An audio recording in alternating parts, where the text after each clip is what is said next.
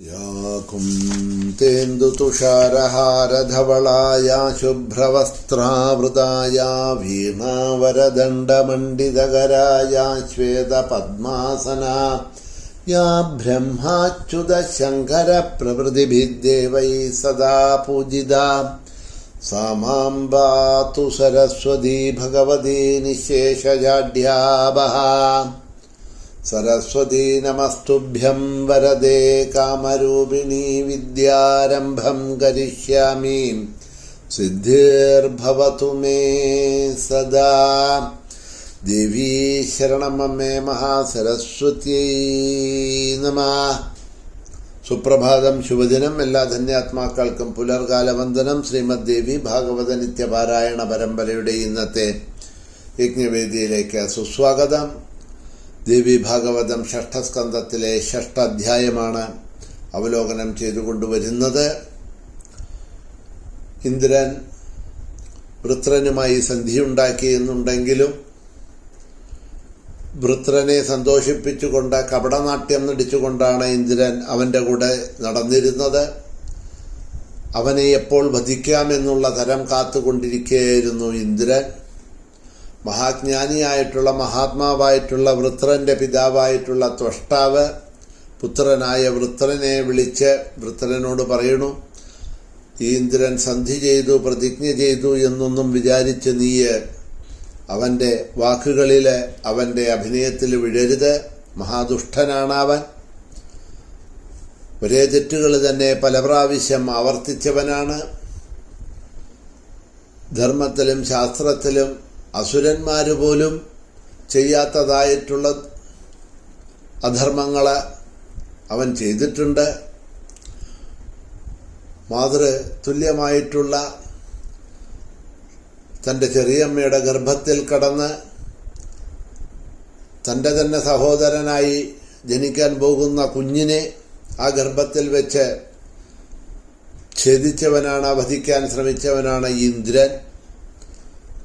അത്രയും അധർമ്മിയും പാപിയുമായിട്ടുള്ള അവൻ്റെ വാക്കുകളെ നീ ഒരിക്കലും വിശ്വസിക്കരുത്. അവൻ എപ്പോഴാണ് കൊത്തുക എന്നുള്ളത് അറിയില്ല.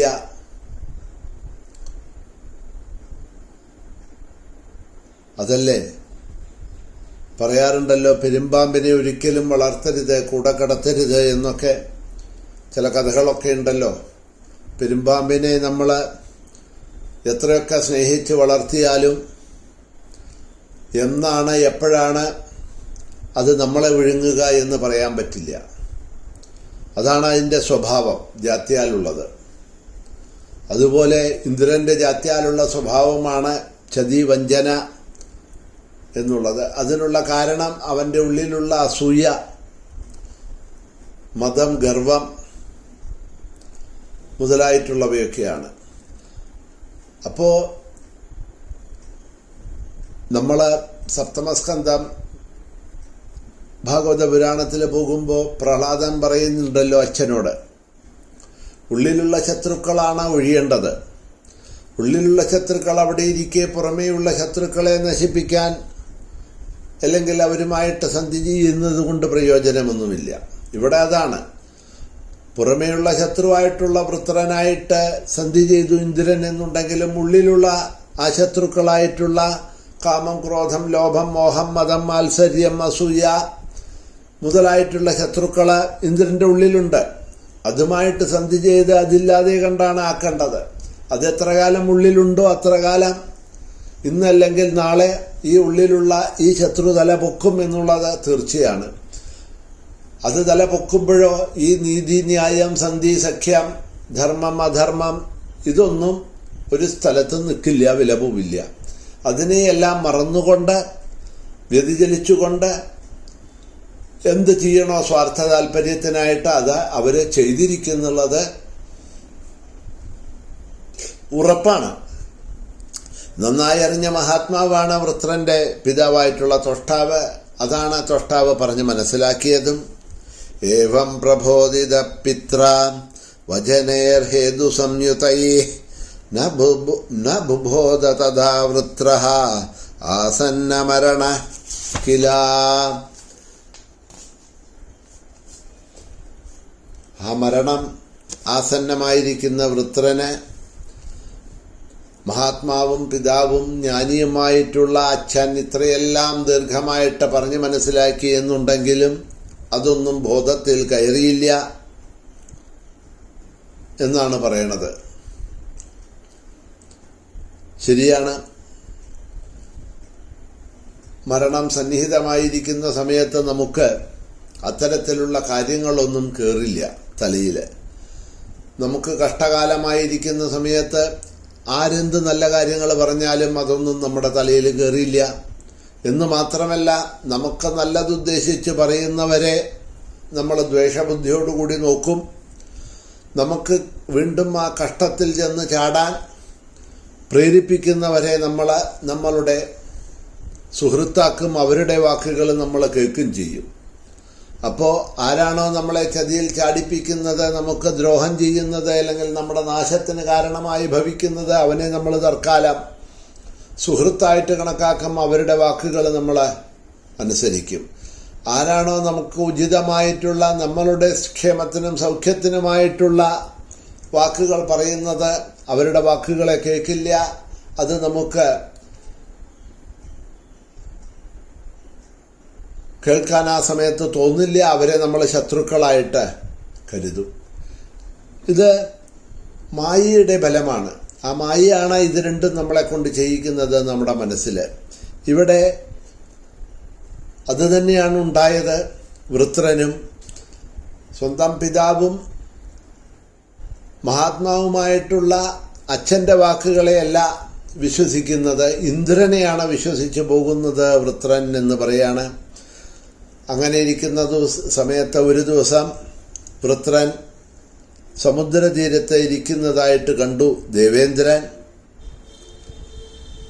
സന്ധ്യാസമയമായിരുന്നു. അടുത്തു വന്നിരുന്നത് മഹാത്മാക്കളായിട്ടുള്ള ബ്രഹ്മാദി ദേവന്മാരെ അവന് നൽകിയ വരത്തെക്കുറിച്ച് ദേവേന്ദ്രൻ ആലോചിച്ചു. ഇത് ത്രിസന്ധ്യയായിട്ടുള്ള സമയമാണ്. രാത്രിയുമല്ല പകലുമല്ല. രാത്രിയും പകലും വധിക്കപ്പെടില്ല എന്നൊക്കെയാണല്ലോ സന്ധി ചെയ്തത്, സഖ്യം ചെയ്തത്, അവൻ അനുഗ്രഹിച്ചത്. അപ്പോൾ ഇതിപ്പോൾ രാത്രിയുമല്ല പകലുമല്ല. ഹിരണ്യകശിപു അങ്ങനെയാണല്ലോ വരം മേടിച്ചിരുന്നത്. നരസിംഹമൂർത്തിയായ ഭഗവാൻ അതുകൊണ്ടല്ലേ ത്രിസന്ധ്യ, രാവും പകലും ഇല്ലാത്ത ത്രിസന്ധ്യയ്ക്ക് ഹിരണ്യകശിപുവിനെ വധിച്ചത്. അതൊക്കെയാണത് ഓർമ്മ വന്നത്. ഇപ്പോൾ സമയം ത്രിസന്ധിയാണ്, ഇവനെ കൊല്ലാൻ പറ്റിയ സമയമാണ്. ഇപ്പം തന്നെ ഇവൻ്റെ കഥ കഴിക്കണം എന്ന് ഇന്ദ്രൻ തീരുമാനിച്ചു.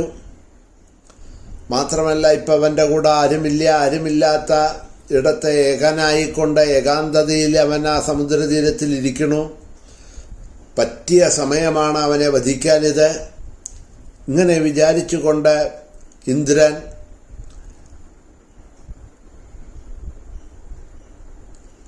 മഹാവിഷ്ണുവിനെ സ്മരിച്ചു എന്ന് പറയാണ്.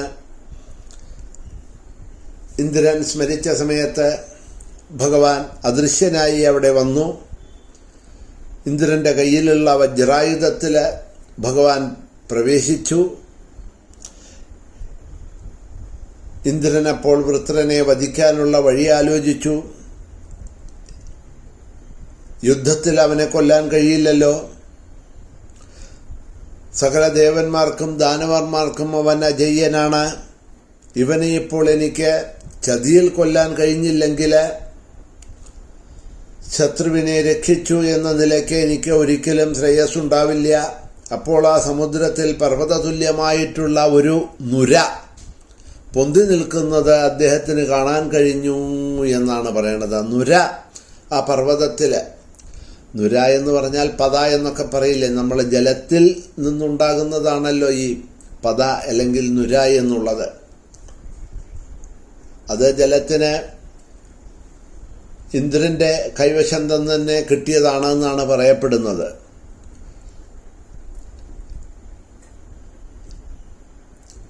ബ്രഹ്മഹത്യ ശാപം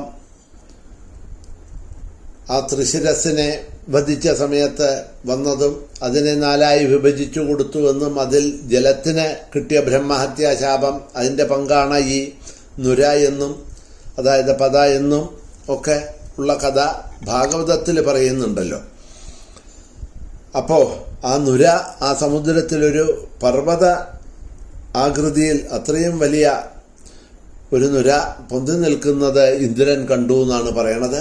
എന്തായാലും ശേഷം ഇന്ദ്രൻ എന്താ ചെയ്തത് എന്നുള്ളത് നമുക്ക്